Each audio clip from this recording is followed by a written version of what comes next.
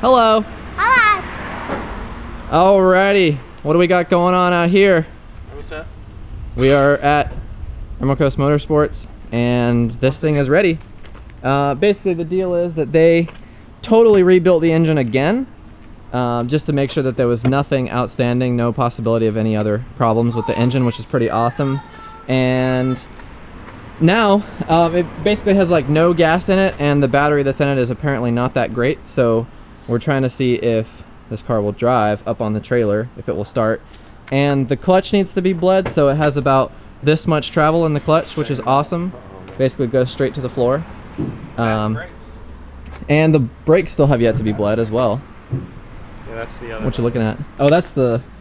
Just whatever was that back was here. in the floor, the front floorboard. But worst case scenario, we'll just unhook the truck and jump the car if it doesn't turn on. Really, all we need to do is get it up on the trailer, and then we'll go through the gas station, put some full tank of fresh 93 in it. The only problem is that they filled up the radiator all the way and discovered that there's a big crack in the bottom middle of the radiator, or in the left middle. So it basically goes down to like halfway, and then yeah, you can't drive it anymore because some new radiator, some brakes, some clutch. it has brakes, just needs to be bled.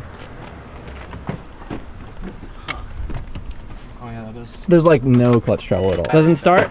Battery's dead. Brutal. Maybe it's a bad connection. Will you pop the hood real quick? It looks like kind of like yeah. Will you hold it? Looks pretty tight. That one's like loose, but it should be enough to start it. No? Alright. Bummer! We gotta unhook the trailer and then jump it. I think you need to probably move over just a little bit. Hold on one second. Whoa! It's getting the bumper right here. Oh yeah, the bumper is. It's. How are we gonna do that? I think the bumper is just gonna have to eat it.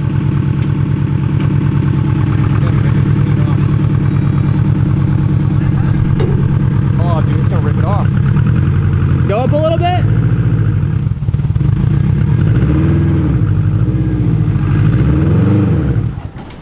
Oh no!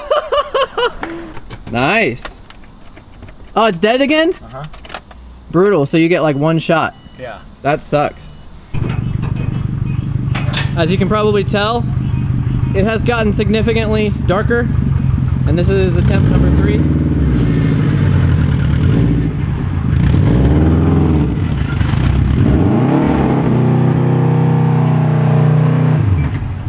Oh! Yeah, do not let that go. We're just gonna have to push it forward, like, there's no question about it now. Get behind it and start pushing. Steven managed to persevere with the clutch that has seriously like a 1/4 inch of travel before like it hits the floor, and then you have like clutch on or off. It's impossible. But it's on there. Gonna strap it down and take it home. Hell yeah. Good thing Cody was here, because that would have been impossible with 2 people. Yeah. Oh yeah, Isaac out here pushing. Dude, it's funny because we've only ever pushed this thing on a trailer. Like, it's never driven down the street. Never. Just moves trailer to trailer. This is time like number 4 now. Well, whatever. Alright, you wanna put it in gear and pull the clutch? Sure. Or pull the parking brake?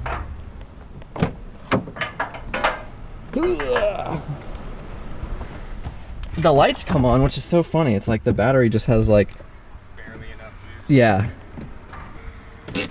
Yeah, I really don't know what those buttons do. There's a Clifford button and then like a little red dot button. It's weird. Can I pop the hood also? You're welcome, brother. We'll see y'all guys when we get home in a little while.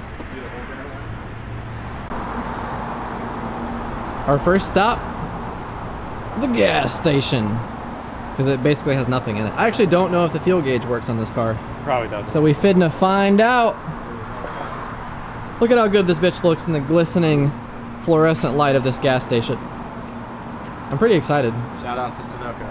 Yeah, that non-ethanol, but we're saving the dollar by not getting the non-ethanol. for now, because it's not even tuned, so fuck it. Yep. Yeah, I don't think it has any power steering fluid. Oh, there we go. It's been a hot minute since I've had to get 93 in any vehicle. Yeah, I still have to do that. Yep. Yeah, there's probably no power steering fluid. We got to swap the radiator, so get radiator fluid. There's the break-in oil in it, so in like 500 miles we got to swap the oil out. We still got to bleed the brakes, obviously bleed the clutch. Yep. What was it? I don't know. Is that like a piece of pop tire right there? That doesn't seem right. I don't know what it is. 5 gallons? Only that's right. Dude, nobody's seen your tats. Oh, no. That's pretty sweet. Apparently it's full. How could it be full? Full. You like my car, dude, only have like a 10-gallon tank. How is it possible that it's full? I don't know. Well, see, okay, so what's interesting about that is I put a whole 5-gallon jug in it one day, like the very first day we tried to start it, and then that's 6.5, so if this thing has like a 13 or 14 gallon, I guess that makes sense. But what that means is the fuel gauge doesn't work, Fuel gauge is broken. Extremely dope. It's like the float. Bummer. I would say, let's go turn the key and see if the fuel gauge moves, but it's dead. There's the door now. Alrighty, so here we are back in Steven's old trusty driveway, and like we were explaining, the battery was pretty shot, so I went ahead and got that swapped out today. I was just kind of looking over some things, and everything looks to be just about good to go, better than we left it in a lot of cases. And like I said yesterday, we have to bleed the brakes, bleed the clutch, and of course get it off the trailer. Waiting for Steven to get home so he can help me do that. But other than that, it realistically should drive under its own power. I don't remember if I mentioned or not that the radiator has a crack in it. They said that it's about halfway down on the right side, and I don't know exactly where it is. I haven't seen it with my own eyes yet, but I just went ahead and ordered a new radiator OEM replacement. Nothing crazy, but just one of those parts that I want to make sure works great. Maybe now that it's daytime, I can better show you guys exactly what the clutch is doing, so you can kind of get an idea for why it was so difficult to get it on the trailer. So let's see. As you can tell right off the bat, the clutch is basically to the floor pretty much from the get-go. So I'm gonna try to finagle my way in here without door dinging Aaron's car. So the brake is like, you know, that's like as hard as I can press it right now, but the clutch begins way further back. So then the clutch to the floor is right there. So hopefully we can get that sorted out. Looks like they fixed the gas pedal too, which is awesome, because that throttle cable, I guess, was either modified or messed up in some capacity before, and I couldn't get it to attach quite right, but they made it work. I think they cut the bracket so we don't have cruising control, but whatever, not too worried about cruising this car. Otherwise, I just cannot wait to get this thing running. We really only have the radiator left to swap out, do the clutch and the brake bleeding, as we've already said multiple times, and this thing should be drivable around the block. I don't know if we really showed, oh gosh, it's so hard to get out of here, right next to that truck.